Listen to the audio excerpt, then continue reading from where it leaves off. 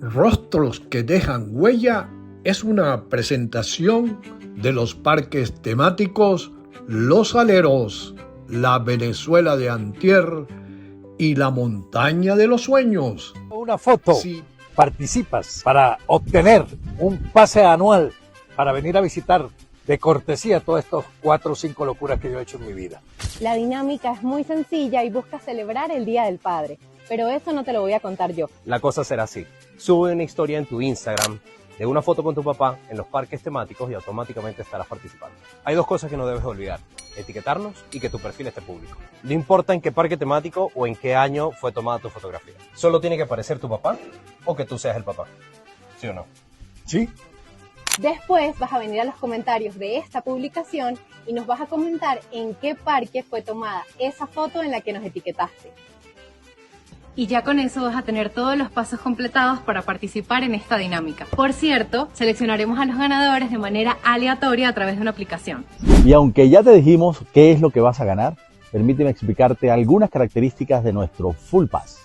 Este es un proyecto que nos emociona mucho y que muy pronto estará disponible. Es un pase de cortesía con el que puedes visitar Los Aleros, la Venezuela de antier o la Montaña de los Sueños las veces que quieras durante un año.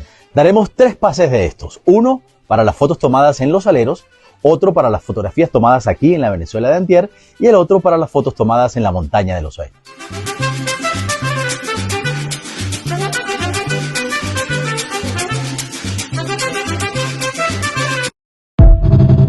Campo Rico es la marca.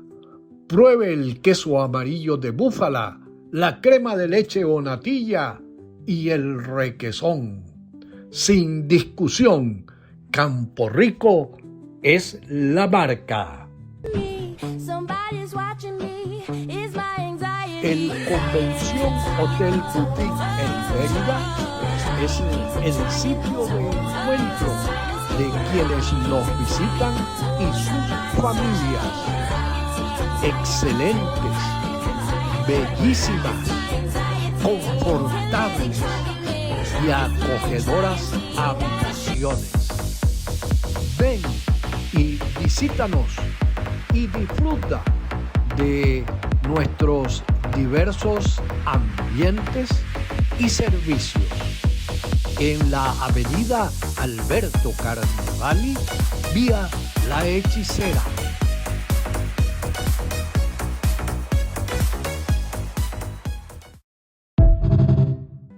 El Centro Odontológico de la doctora Berta Farías en Caracas y en Mérida te permite sonreír sin límites. Puragua Express es el mejor seguro para tu salud y la de tu familia. Y ahora, para tu comodidad, te ofrece el envase de 4 litros y el de medio litro de agua purificada. Puragua Express en el Centro Comercial Alto Chama. ¡Pare de sufrir! Si tiene plagas en su casa, comercio o industria, Fumigaciones Mahoma se las exterminará. Contamos con productos de alta calidad, supervisados por profesionales capacitados y debidamente certificados por todos los organismos competentes. Disfrute de un ambiente saludable y libre de plagas gracias a Fumigaciones Mahoma. Sonido Impacto 22. Venta y alquiler de equipos audiovisuales en el 2º piso del Centro Comercial Las Tapias. No importa si lo prefieres guisado, asado o frito. Lo importante es que este pollo es criollito. Llama a los números que aparecen en pantalla. Tenemos punto de venta y también delivery. ¡Coma pollo! Asociación Cooperativa Cicerca le ofrece todo lo que se elabora con cemento, ferretería en general y asesoría a las comunidades organizadas. En la Avenida Centenario de Ejido, entre el Centro Comercial Centenario y el Villa Suite, de la mano con la comunidad. Entre el lago de Maracaibo y la cordillera de los Andes nace Palmares de Campo Rico, una iniciativa que florece desde 2017 como parte de un legado agrícola de más de 75 años. Lo que comenzó con la ganadería bufalina, hoy se expande hacia la palmicultura sustentable, apostando por una agricultura que respeta la tierra, a su gente y al futuro. Aquí, cada palma sembrada representa innovación, compromiso y tradición. Somos una empresa familiar que cree en el trabajo bien hecho, en la tecnología propia y en el poder de las comunidades. Palmares de Campo Rico, nuestra huella en el campo.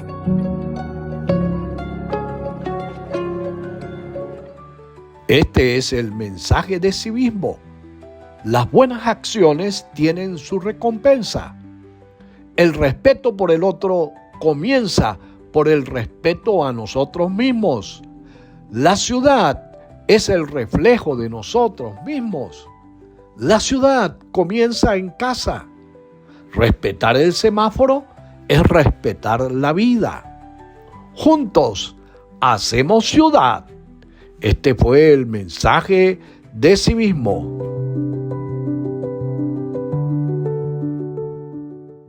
Amigas y amigos, me complace muchísimo hacerles entrega de su espacio Rostros que dejan huella. Hoy debo comenzar este espacio expresando mi profundo pesar por el fallecimiento de un merideño excepcional, un hombre extraordinario, con el cual Mérida siempre estará en deuda. Sus aportes son múltiples.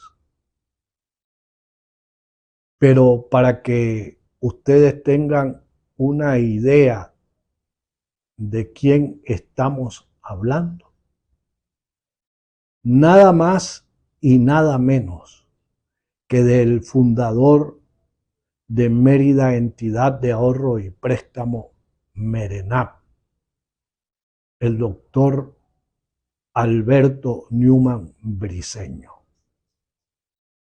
Un caballero en todo sentido, un ciudadano ejemplar,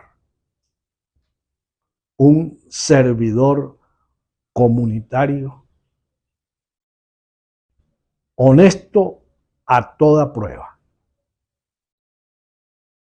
Así es que a toda su familia, nuestro abrazo solidario.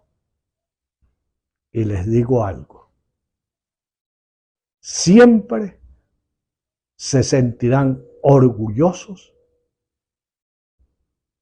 de haber sido familia de Alberto Newman Briceño, así como yo me siento profundamente orgulloso de haber sido no solo su discípulo en la política, sino también un gran amigo.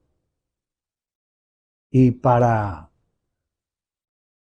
superar un poco esta tristeza, pues hoy vamos a rendirle homenaje a los padres de Mérida y de Venezuela, mostrándoles el rostro de otro merideño excepcional, un hombre extraordinario, que habiendo ocupado los más importantes cargos públicos de Mérida y algunos en todo el país, a sus 80 y tantos años de vida, nadie puede señalarle absolutamente nada negativo. Por el contrario, es un ejemplo que quienes tenemos menos recorrido en la vida que él, hemos seguido, afortunadamente, para Mérida, todavía sigue siendo una referencia y un valor moral. Así es que hoy me siento muy orgulloso y muy honrado de poder mostrarles el rostro de Germán Monzón Salas. Y Germán Monzón Salas nos va a contar parte de la historia de su vida. Doctor, bienvenido a Rostros que Dejan Huella. Muchísimas gracias. Y la verdad es que la oportunidad que me da de participar en este programa se lo agradezco enormemente, porque he estado viendo ediciones anteriores y me parece que está cumpliendo usted una magnífica labor. Pero también tengo que decir que el doctor Alberto Newman Briceño era mi amigo entrañable. Hace muy pocas horas estuve en el sepelio para darle su despedida final. Lo único que me queda es pedir que Dios y la Virgen lo reciban en el cielo, porque él era un hombre bueno que le dejó a Mérida muchísimas cosas positivas, mucha huella que todos conocemos y que hay que recordar siempre. Y yo aprovecho entonces de decirles a ustedes que quienes no tuvieron la oportunidad de leer la semblanza que yo escribí de Alberto, hoy la publica el diario El Nacional. Así es que allí pueden leerla. Afortunadamente lo hice cuando aún estaba en vida y le gustó mucho porque lo retraté tal cual era. Bueno, comencemos entonces conociendo cuál es su fecha de nacimiento, doctor. Esa pregunta es bien fácil. Yo nací el 10 de agosto del año 1942. Hace 82 años y un poquito más. Ya casi va para los 83. Sí, creo. Señor, ya llego a los 83. Estoy en el octavo escalón, como digo, y sigo subiendo. ¿Y dónde nació? Yo nací aquí en Mérida, en la avenida Bolívar, porque mis padres vivían en la playa de Jají y allá ejercían todas sus actividades. Pero por el fallecimiento de su segundo hijo, ellos se sintieron muy angustiados y resolvieron venirse a Mérida.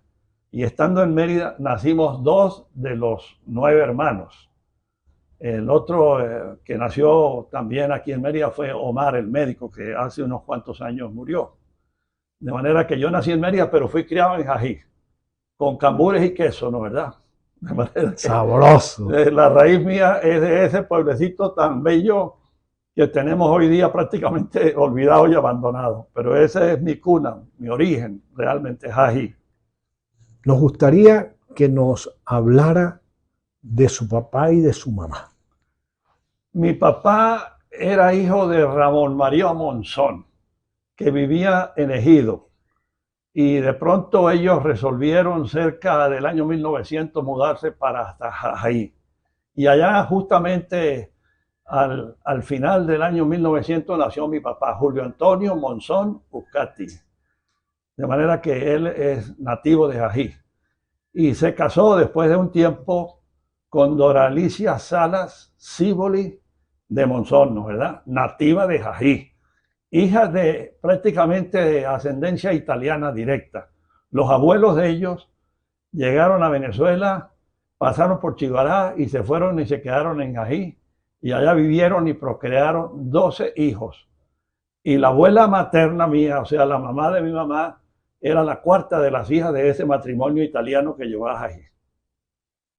O sea que usted tiene ascendencia italiana. Y española, porque mi padre también era de origen español. Los ascendientes de él eran todos venidos de España. Es decir, que estamos mostrando el rostro de un europeo. Bueno. De un europeo de Jají.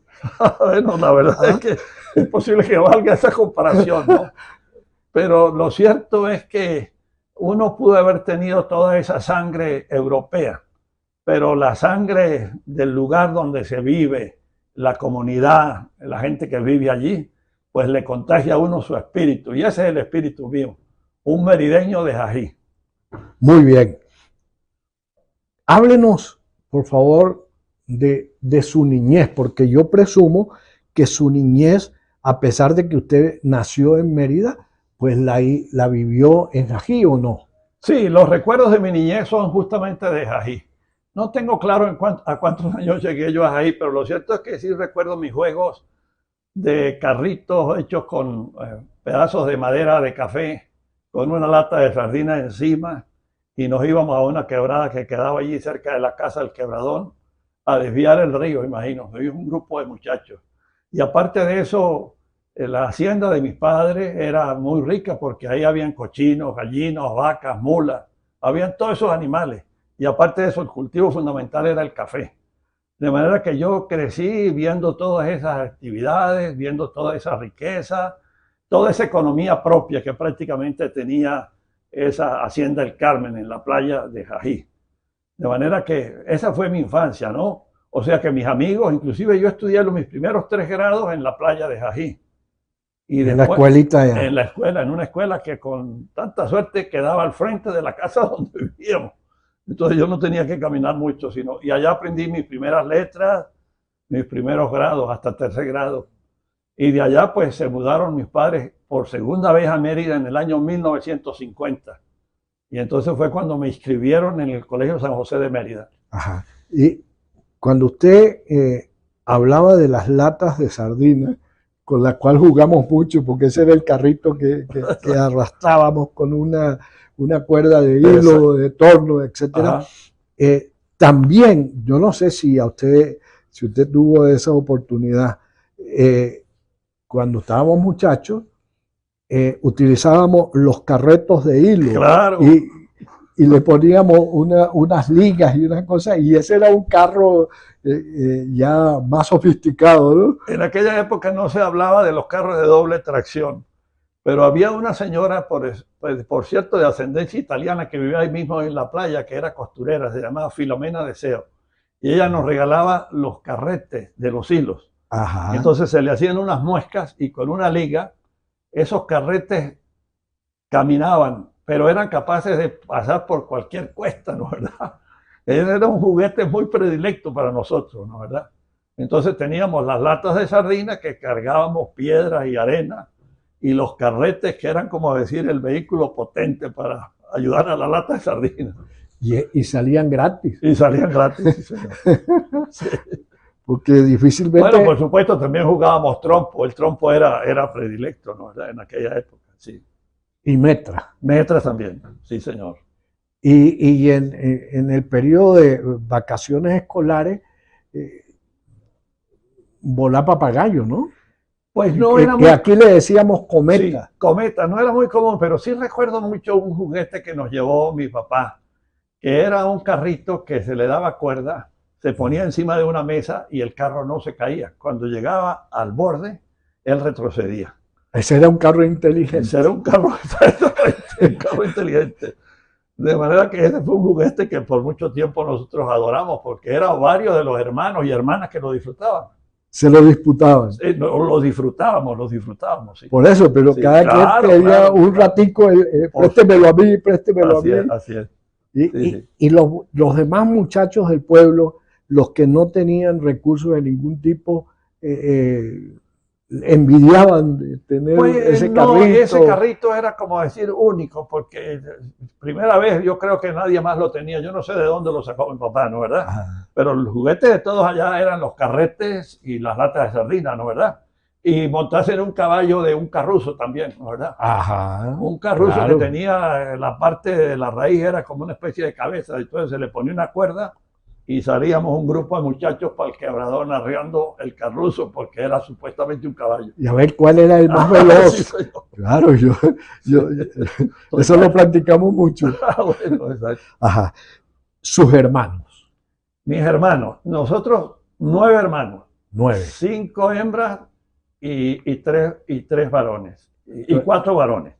Pero el segundo de los varones falleció a los 18 meses de edad. Que fue cuando se vinieron. Que fue cuando se vinieron la primera vez desde la playa de Ají para Mérida. Y mis hermanas están, gracias a Dios, están todas vivas. Ahora, mis hermanos, el hermano mayor, Omar, sí murió, hace más de 10 años que falleció. Y el otro hermano, Julio, Hace unos 3 años que falleció. Ese era el segundo, ¿no? No. El segundo era usted, No, de los varones. Yo era el segundo de los varones, sí, Por señor. eso. Sí. Yo era el cuarto digamos, de los hijos, pero el segundo de los varones. El segundo de los varones. Sí. Y mis hermanas, sí, todas están vivas. El hermano mayor, Omar, se graduó de médico cirujano. Creo que hizo una carrera muy brillante. Estudió en Brasil, estuvo en Maracaibo, en la clínica, no recuerdo exactamente cómo se llama. Y mis hermanas... Y murió. Murió, él murió, sí señor, murió. Entonces, el único varón que queda es usted. Sí, el único varón que está vivo soy yo. Pero Sí. todas las hembras están vivas. Todas las hembras están vivas, sí señor. Están vivas, incluyendo la hermana mayor, que tiene 88 años. Sí, sí. O sea, le están ganando un poquito a usted. Me está ganando, claro, es la hermana mayor, sí señor. Cuéntenos sus estudios. Bueno, como yo inicié mis estudios en la Escuela Estadal de la Playa de Jají. Después terminé el bachillerato en el Colegio San José de Mérida, hasta que me gradué de bachiller en el año 1960, 2 años antes de que cerrara la institución, por Claro. cierto. Recibí una educación que considero extraordinaria de parte de los jesuitas, porque no solamente nos enseñaron las materias propias de los estudios de esa época, ¿no es verdad? Sino que también aprendimos de religión, aprendíamos deporte, hacíamos excursiones, o sea, nos formaban intelectual y físicamente, ¿no es verdad? Ajá.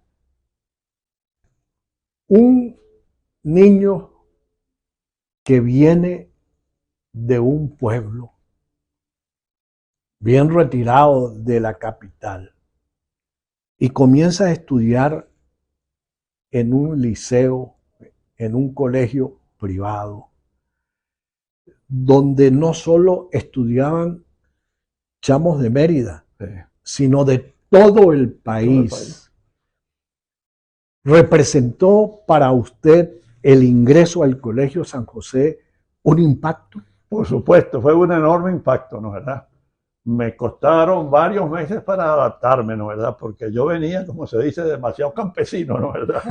Y me topé con una élite allí que no conocía. Pero bueno, al paso del tiempo eso pasó. ¿Se adaptó usted? Me adapté, sí señor. A esa edad creo yo que uno es muy flexible, ¿no es verdad? Pero creo que sí me costó un tiempo para adaptarme, ¿no es verdad? Porque eran costumbres distintas, comportamientos diferentes, etcétera, ¿no es verdad? Pero al fin y al cabo me convertí en uno más de los que estudiábamos en el Colegio San José. En el Colegio San José, la primaria estaba cerca del túnel de ir al estadio, Exactamente. ¿no?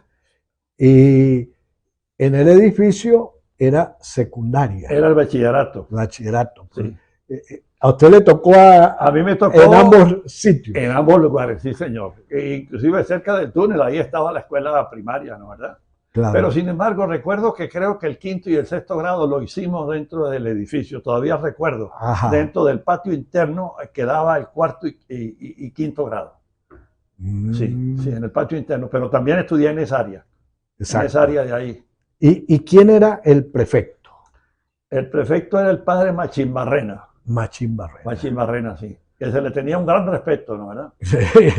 y no solo dentro del colegio, sino en la ciudad. Ah, en la ciudad. Porque ese era un cura, bueno, que para él el fútbol era lo máximo. Así es.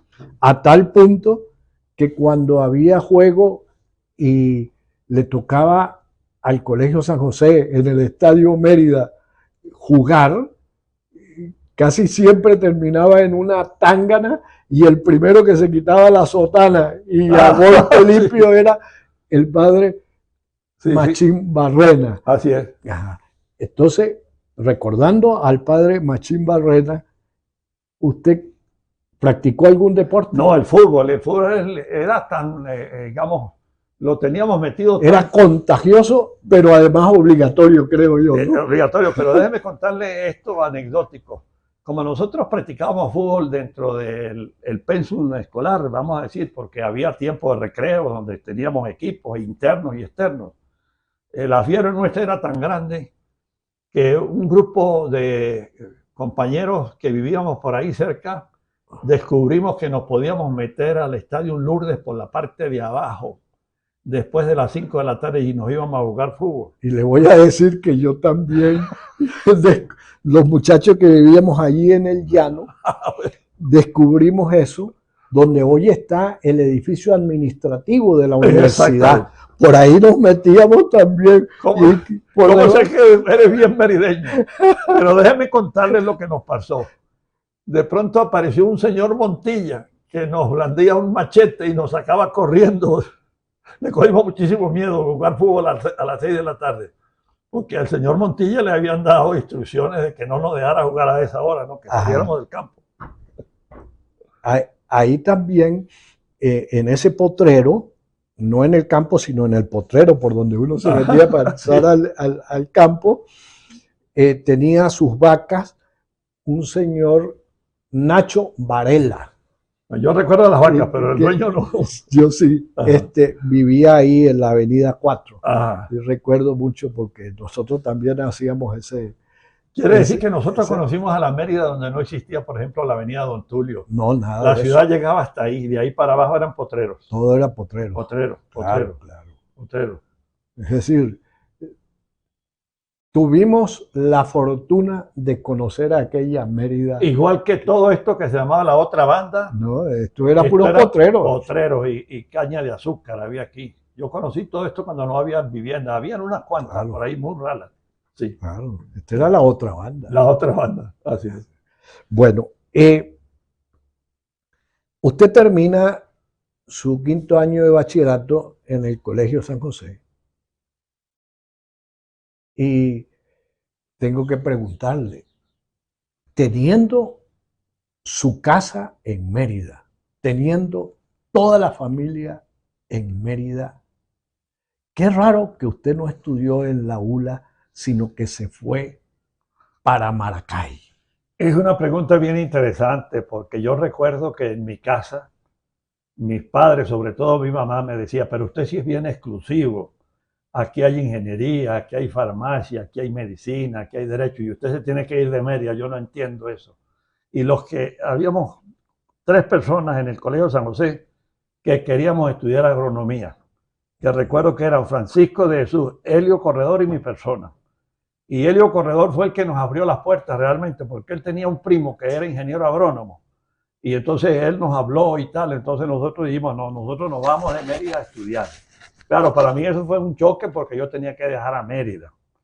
Pero a lo largo del tiempo yo he descubierto que nada me formó tanto a mí como haber salido de Mérida, de mi casa, y hacer una vida, digamos, independiente. Eso fue una formación que en días pasados lo recordaba con una hija, porque yo tengo 2 hijos que estudiaron fuera de Mérida, en San Cristóbal. Y entonces estuvimos comentando de estas cosas y ellos estuvieron de acuerdo en que la formación que uno adquiere saliendo de la casa a esa edad no la supera ninguna otra educación, ¿verdad? Así es. Sí. Por eso es que si usted ha pretendido que sus hijos estén amarrados a usted, está cometiendo un gran error. Deje que vuelen, que aprendan a defenderse. Así es. Eso es aprender a vivir. Así es, así es. ¿No es así? Claro, claro. Aparte de eso, yo me fui a estudiar a ingeniería agronómica, como se llamaba en aquel momento, porque la sangre de mi abuelo y la sangre de mi papá eran de agricultores, ¿no es verdad? Y yo empezaba... Y de ganaderos. Eran ganaderos, claro. Y yo empezaba a comprender en aquel momento que eso era una ciencia, ¿no es verdad? Que tenía muy poco conocimiento de las cosas, ¿no es verdad? De la calidad de las semillas, de los pesticidas, de los biocidas. Y yo dije, no, yo tengo interés en conocer de botánica, de todas estas cosas. Bueno, y me fui a estudiar. Y creo que para mí ese fue un gran acierto, porque esa profesión me ha servido a mí para todo. La tengo, pero como se dice, como emblema de mi corazón.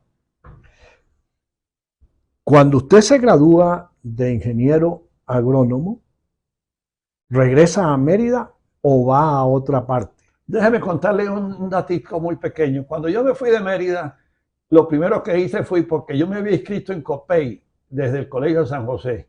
Nos inscribió Arturo González cuando cayó Pérez Jiménez. Nos llevó a un grupo y nos inscribió en COPEI. Entonces, cuando yo me tuve que ir de Mérida, se me ocurrió ir a COPEI a que me dieran una certificación de que yo era militante de ese partido para el COPEI de Aragua. O sea, una carta de recomendación. Una carta de recomendación. Y efectivamente allá me recibieron como un gran copellano. Mentira, yo nunca había hecho nada de política, pero eso para mí también fue definitorio en mi vida general y política, ¿no es verdad? Porque yo me metí a COPEI y trabajamos muchísimo, ¿no es verdad? Y la facultad era muy extremista, ¿no es verdad? Tanto profesores como alumnos, en su gran mayoría. Y un grupo nuestro nunca comulgaba con esas cosas. De manera que con esa ayuda de Francisco de Jesús, de Helio Corredor, nosotros llegamos a estudiar allá y nos fue muy bien, gracias a Dios. Termina usted su carrera, Ajá. se gradúa de ingeniero agrónomo y va ¿a dónde? No, me vengo a trabajar con mi papá, porque mi Usted papá dijo, bueno, ahora voy a demostrarle lo que yo aprendí. por supuesto, a cuidar el patrimonio familiar. Mi padre tenía muchas fincas en Ají, sobre todo ganaderas, y para mí era realmente un enorme reto pasar de ser estudiante, de ser profesional, a ser un gerente de todas esas actividades de mi papá. Bueno, y este fue mi primer trabajo. Yo trabajé desde el año 67 que me gradué con mi papá hasta el año 73, cuando tuve mi primer cargo público, que fue director ejecutivo del programa de ganadería de altura. Entonces, de Progal. De Progal. Progal. Pero me interesa mucho saber cómo fue la conducta de su papá frente a su gestión.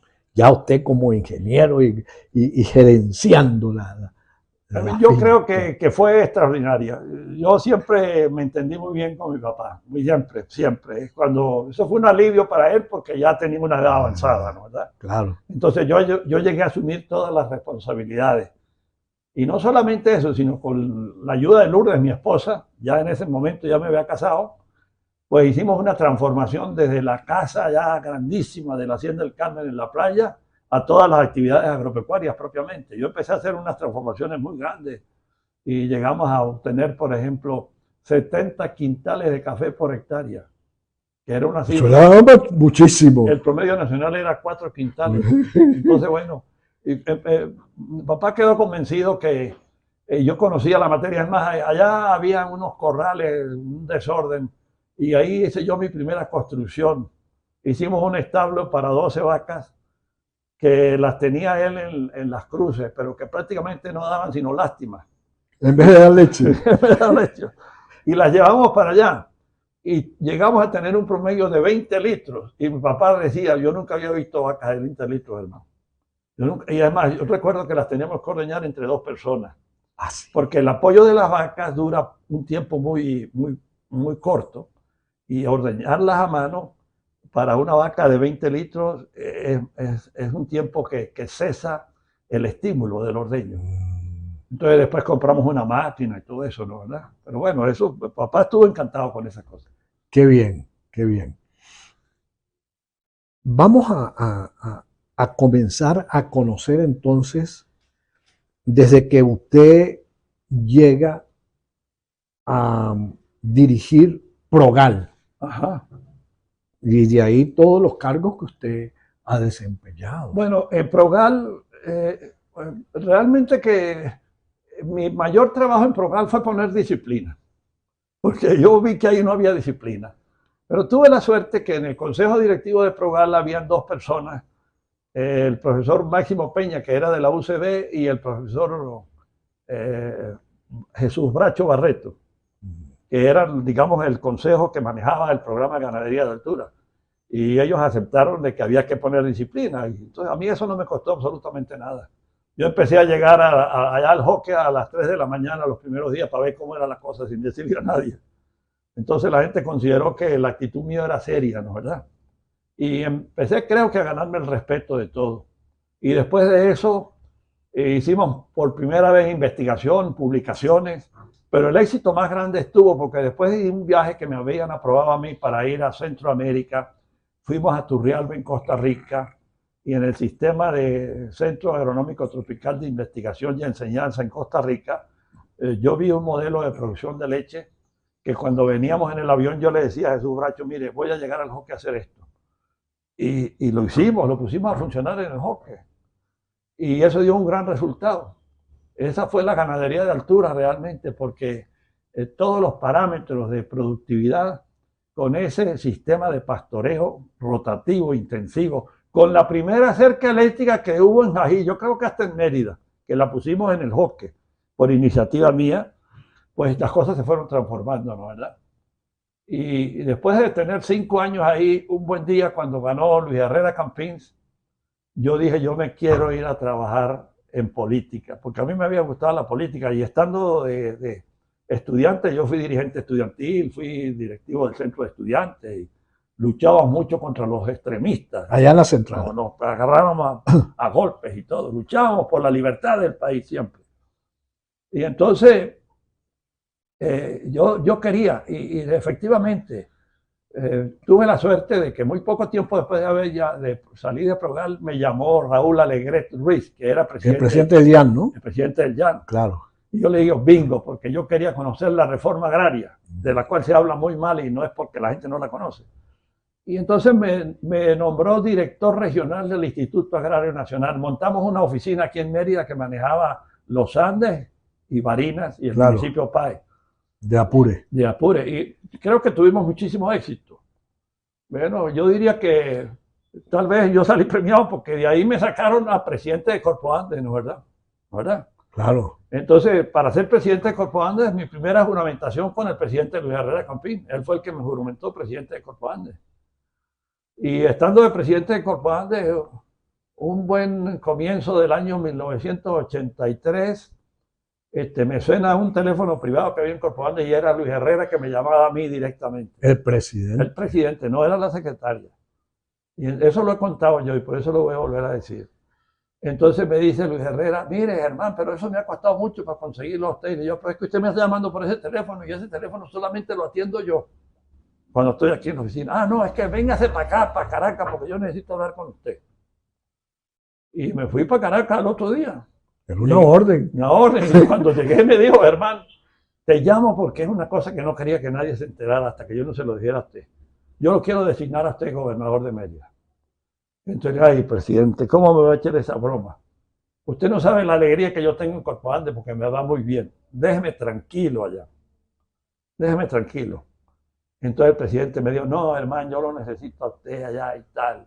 Bueno, hablamos un buen rato y me dijo, mira, hagamos una cosa. Vaya mañana a almorzar en la casona conmigo. Y efectivamente, al otro día yo fui para la casona y él me estaba esperando allá con doña Betty, con todos sus hijos, en el almuerzo. Sin que él me dijera nada. Un almuerzo familiar. Un almuerzo familiar. Sin que él me dijera nada ni me preguntara de lo anterior. Yo le dije, presidente, vengo a decirle que sí acepto lo que usted me propuso. La gobernación. La gobernación. Claro, yo vi esa muestra de amistad, de sencillez del presidente Herrera, invitarme a su mesa a almorzar y tal. Yo dije, no, el presidente tiene unas cualidades increíbles. Y me quedé con él. Y ahí llegué a la gobernación. Y después que usted sale de la gobernación, ¿va a dónde? Bueno, al salir de la gobernación, yo me vengo para la finca, porque ese había sido mi medio de vida. Eso fue en el año 84. Entonces yo me puse a trabajar con mucha intensidad en la finca, la modernizamos muchísimo, hicimos cosas que antes no habíamos hecho. Y bueno, un buen día estaba yo aquí en la casa y me llega un grupo de gente de Convergencia, ¿no? Porque Copey se había dividido. Claro. Sí. Y entonces venían a ofrecerme para que me postulara como candidato a diputado por el circuito 3, Mérida y el Páramo. Claro. Entonces yo les dije, pues sí, yo acepto, ¿no es verdad? Pero los que más me apreciaban a mí me decían, ay, hermano, ese circuito, eso no lo gana Copey nunca, no lo gana Convergencia, eso es de Acción Democrática. No, y resulta que fue el diputado más votado, ¿no es verdad? Creo que de Convergencia, por lo menos eso sí estoy seguro. Y entonces así yo llegué a diputado del Congreso de la República, ¿verdad? Llegué y me designaron presidente de la Comisión de Política Exterior. Me fue muy bien también. Me conseguí gente como Abreu Burelli, Miguel Ángel Burelli Rivas. Qué persona tan extraordinaria, Miguel Ángel. Nos hicimos muy amigos y y él tenía un conocimiento no solamente de Venezuela, sino de toda América. Pues él fue candidato a presidir la OEA y, Claro. y no logró ese triunfo, pero él era una persona extraordinaria. Y aparte de eso, yo también hice muchas relaciones en el Congreso de la República, y mi gestión en la Comisión de Política Exterior me sirvió para ir en varias visitas con el presidente. ¿Y eso Caldera. fue durante todo el periodo de Caldera? Eso fue no, eso fue solamente 2 años. 2 años. 2 años. Pero en esos 2 años viajé varias veces con el presidente Caldera a países vecinos. Yo pregunté en la Comisión de Política Exterior, yo creo que me traigan la información que tengan aquí sobre las fronteras del país. No consiguieron nada. Entonces vamos a hacer un programa de visita de frontera. Hicimos un programa de visita de frontera y visitamos las fronteras con Amazonas, Apure, inclusive tengo un libro que se escribió sobre la visita a Apure, ¿verdad? Visitamos Trinidad y Tobago, visitamos también el territorio Esequibo, y lamentablemente nos faltó, porque yo no estuve sino 2 años ahí, nos faltó la frontera del Zulia. En Zulia. Y la idea era haber escrito un libro, pero tengo Y del Táchira. Y del Táchira. Bueno, pero en el Táchira lo cumplimos un poco cuando fuimos por Apure. Ah, ok. Cumplimos el sur del Táchira, ¿no verdad? Pero realmente dejamos una información escrita muy interesante, ¿no verdad? Y le tengo que preguntar, ¿con quién tenía usted mayor grado de amistad?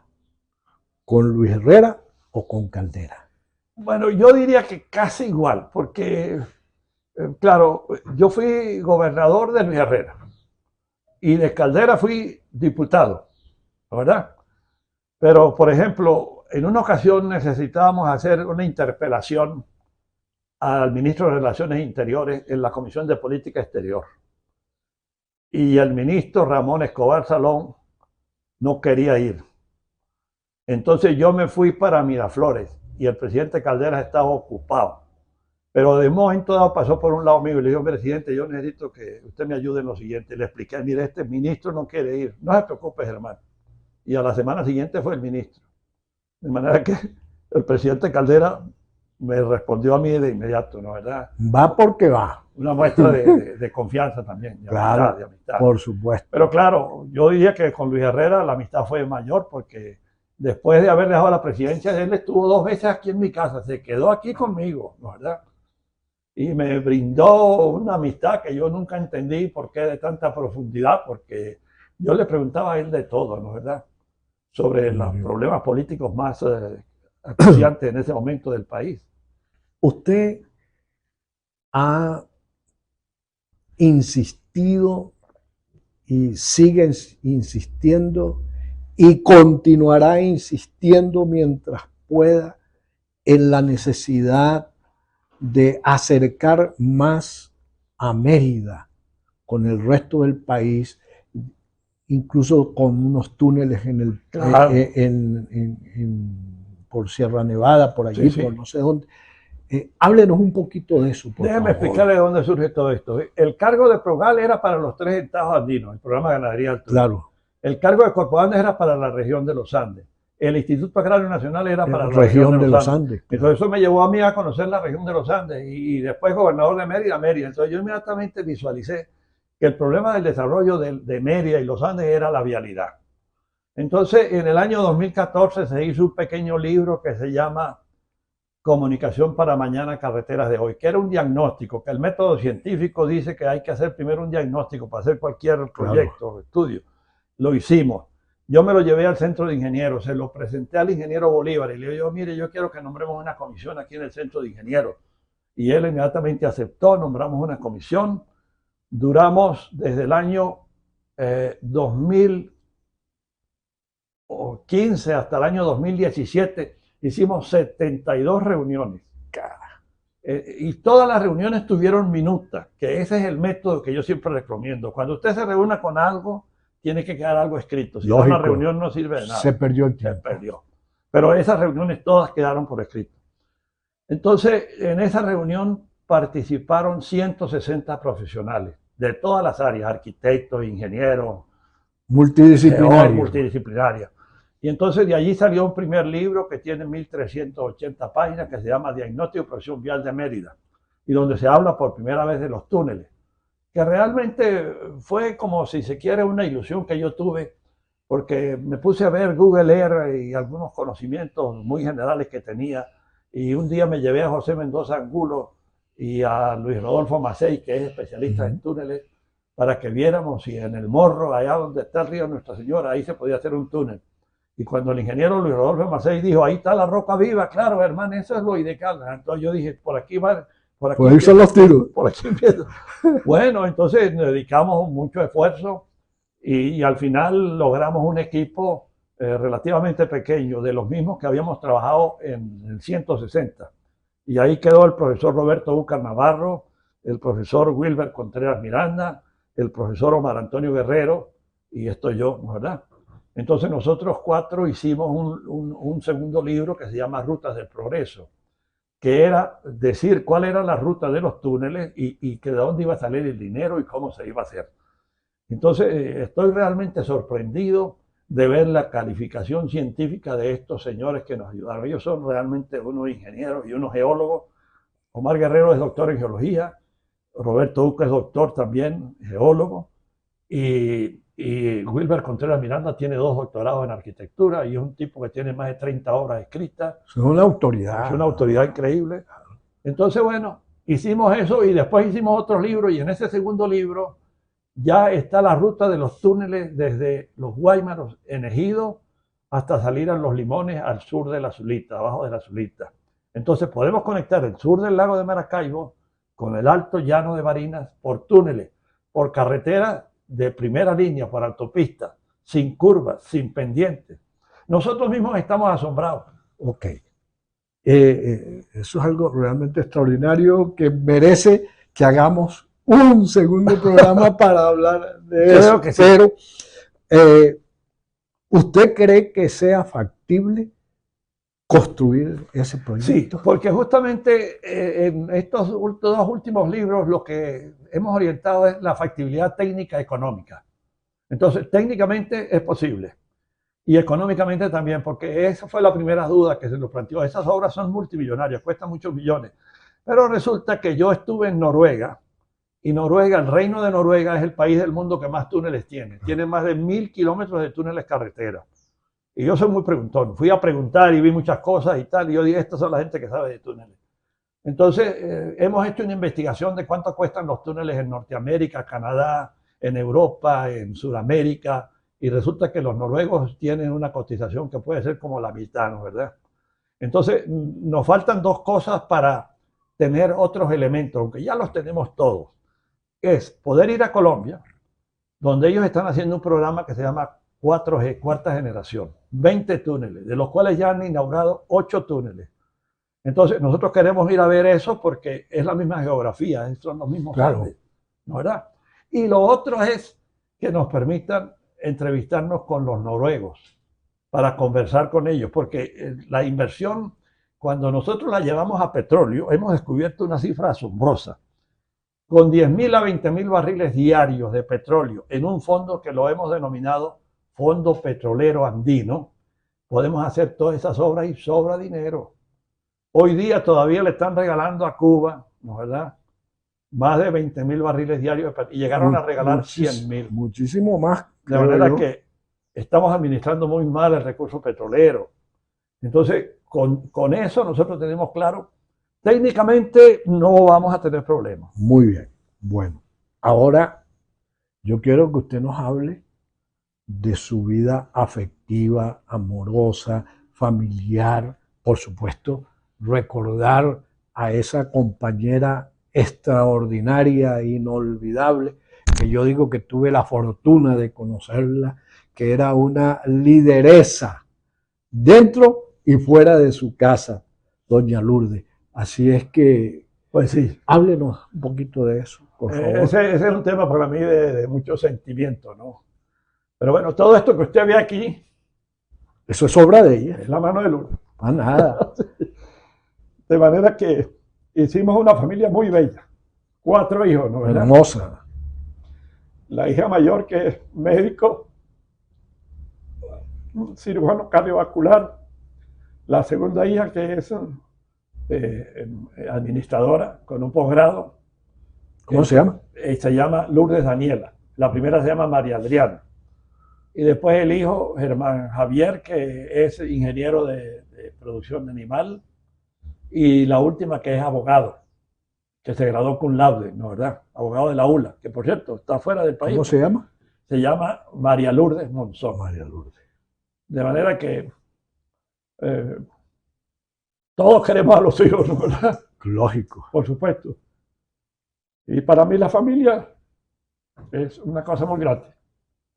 Y yo no tengo ninguna duda de que para usted no ha sido fácil No. superar ese trauma, ¿no? Porque no hay duda, a pesar de que entendemos cuál es la realidad Claro. de la vida y de que todos vamos a tener un final, etcétera, etcétera, pero ha sido duro, ¿no? Muy duro, porque nosotros teníamos 60 años de estar juntos. 5 años de noviazgo y 55 años de matrimonio. Son 60. Muchos años. Esa es una vida. Una vida. Y nos comprendimos siempre. Siempre fuimos muy felices, ¿no? Entonces, de la noche a la mañana se perdió. Y eso no vuelve. No, Muy imposible. duro, ¿no? ¿Verdad? Muy duro. Ese es el golpe más duro que yo he recibido en mi vida. Pero que no hay opción distinta No hay. a seguir adelante. No, hay que seguir adelante. Y por afortunadamente usted ha seguido adelante. Pues sí. Y todo el mundo se complace de que efectivamente usted no se haya echado en un sofá No. esperando que llegue la pelota. No, todo lo contrario. Es decir, como demostrándole a doña Lourdes, bueno, usted me dejó aquí para que yo siga haciendo lo que usted quería que yo hiciera, ¿no? Así es, así es. Ese ha sido un norte de mi vida. Yo no me quedo quieto, como se dice. Yo siempre estoy pensando en qué hacer a favor de Mérida, en qué hacer a favor del país, porque creo que aquí falta mucha disciplina, faltan muchas ideas y hay muchas cosas que se pueden hacer y que la gente no sabe cómo encaminarlas, ¿no verdad? Mire, eso que yo te dije de que cada vez que se haga una reunión, una minuta, esa es la clave de todo. Este es un país de mucho desorden. Si usted hace una cosa escrita y la hace afirmar, crea un compromiso. Así es. Y la gente empieza a responder. La gente sabe que las cosas son en serio, ¿no verdad? Y si usted no cumple, ahí habrá alguien que lo va a Sí, leer y señor. le va a reclamar. Así es, ¡Epa! así es. ¿Usted por qué se comprometió si no iba a cumplir? Así es, así es. Los nietos. Ah, bueno, esa es otra belleza, como se dice. Tengo 5 nietos y 2 bisnietos. La hija de María Adriana se casó con un ingeniero que se llama Martín y ellos nos han dado 2 bisnietos. El primer bisnieto que se llama Maximiliano y yo le digo Maxi. Ajá. ¿Y están aquí o No, fuera? están en Valencia, no, ellos viven en Valencia. En Valencia. Y la segunda bisnieta es una niña muy linda, muy despierta, que se llama Martina. Eso es una De adoración. ellos mismos. De ellos mismos. Esos son los hijos de Andrea y de Martín, ¿no verdad? Ellos viven en Valencia. Tengo 2 de mis hijas viven en Valencia con su esposo, María Adriana y Lourdes Daniela, y la nieta. O sea, tengo 3 casas en Valencia, ¿no verdad? Qué bueno. Sí, sí, sí. Ajá. Y la que está en los Estados Unidos La que es la están- que es abogado, ¿no? Ella es abogado, sí, señor. Esa también tiene... No, ella es soltera. Todavía es soltera. no. Sí, soltera, sí. Ah, ok. Es la hija menor. Y Germancito, Ah, Germancito tiene 2 nietos, ¿no verdad? La nieta mayor, Paola, que está estudiando odontología, y el segundo nieto de los 2 hijos, que está estudiando diseño industrial, que acaba de empezar este año. ok. Es muy grandote. Bueno, ya nuestra directora Yané Fernández, mire, nos está mostrando allá que estamos llegando al final, pero yo tengo que terminar todos estos programas haciéndole la misma pregunta a todos nuestros invitados. ¿Cuál es la Venezuela que a usted le gustaría que disfrutaran sus nietos y bisnietos? La misma Venezuela que nosotros conocimos después de la caída de Marcos Pérez Jiménez, del año 1958. Un país que empezó a ascender, que hizo hospitales, carreteras, viviendas, que empezó a dar calidad de vida, que empezó a disminuir la pobreza, que hizo reforma agraria. Ese país tiene que seguir, tiene que continuar. Y con el recurso petrolero, yo no tengo ninguna duda de que nosotros vamos a salir de este problema tan serio, de esta ruina, en muy poco tiempo. Porque vamos también a lograr que muchos de la inteligencia que se nos ha ido, que es una de las pérdidas más grandes que ha tenido el país, vuelva. Con la suma de esa inteligencia, con la suma de los esfuerzos, los brazos y el corazón de los que estamos aquí, este país sale adelante otra vez y se va a convertir en una potencia mundial como nosotros no nos imaginamos. Creo que todo está por hacer, todo está por delante. Muy bien. Agradecemos muchísimo al doctor Germán Monzón Salas por haber aceptado nuestra invitación y por habernos abierto las puertas de esta casa hermosa, que por donde uno mira, ahí está la mano de doña Lourdes. Así es, así es. A ustedes, gracias por la audiencia y les esperamos el próximo sábado a la 1 de la tarde para que vean un nuevo rostro y conozcan una nueva historia. Será hasta el sábado. Rostros que dejan huella fue un obsequio de los parques temáticos Los Aleros, la Venezuela de Antier y la Montaña de los Sueños. Una foto. Sí. Participas para obtener un pase anual para venir a visitar de cortesía todas estas 4 o 5 locuras que yo he hecho en mi vida.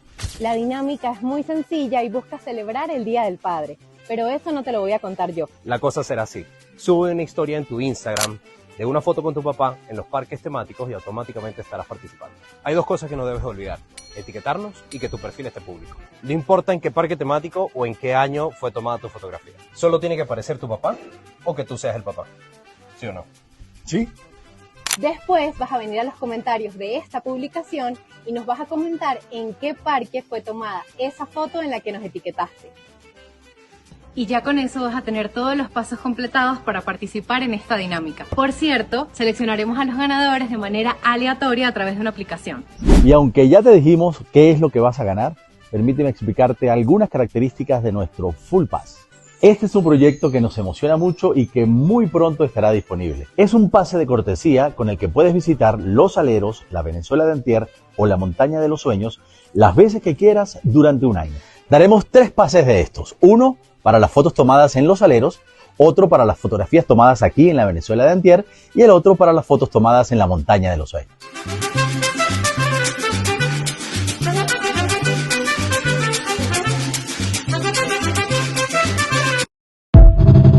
Campo Rico es la marca. Pruebe el queso amarillo de búfala, la crema de leche o natilla y el requesón. Sin discusión, Campo Rico es la marca. El Convención Hotel Boutique en Mérida es el sitio de encuentro de quienes nos visitan y sus familias. Excelentes, bellísimas, confortables y acogedoras habitaciones. Ven y visítanos y disfruta de nuestros diversos ambientes y servicios. En la avenida Alberto Carnevali, vía La Hechicera.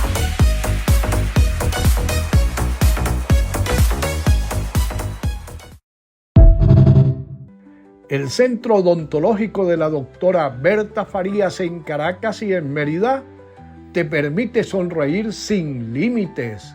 Puragua Express es el mejor seguro para tu salud y la de tu familia. Y ahora, para tu comodidad, te ofrece el envase de 4 litros y el de medio litro de agua purificada. Puragua Express en el Centro Comercial Alto Chama. pare de sufrir. Si tiene plagas en su casa, comercio o industria, Fumigaciones Mahoma se las exterminará. Contamos con productos de alta calidad, supervisados por profesionales capacitados y debidamente certificados por todos los organismos competentes. Disfrute de un ambiente saludable y libre de plagas gracias a Fumigaciones Mahoma. Sonido Impacto 22. Venta y alquiler de equipos audiovisuales en el segundo piso del Centro Comercial Las Tapias. No importa si lo prefieres guisado, asado o frito. Lo importante es que este pollo es criollito. Llama a los números que aparecen en pantalla. Tenemos punto de venta y también delivery. ¡Coma pollo! Asociación Cooperativa Cicerca le ofrece todo lo que se elabora con cemento, ferretería en general y asesoría a las comunidades organizadas. En la Avenida Centenario de Ejido, entre el Centro Comercial Centenario y el Villa Suite, de la mano con la comunidad. Entre el lago de Maracaibo y la cordillera de los Andes nace Palmares de Campo Rico, una iniciativa que florece desde 2017 como parte de un legado agrícola de más de 75 años. Lo que comenzó con la ganadería bufalina, hoy se expande hacia la palmicultura sustentable, apostando por una agricultura que respeta la tierra, a su gente y al futuro. Aquí, cada palma sembrada representa innovación, compromiso y tradición. Somos una empresa familiar que cree en el trabajo bien hecho, en la tecnología propia y en el poder de las comunidades. Palmares de Campo Rico, nuestra huella en el campo.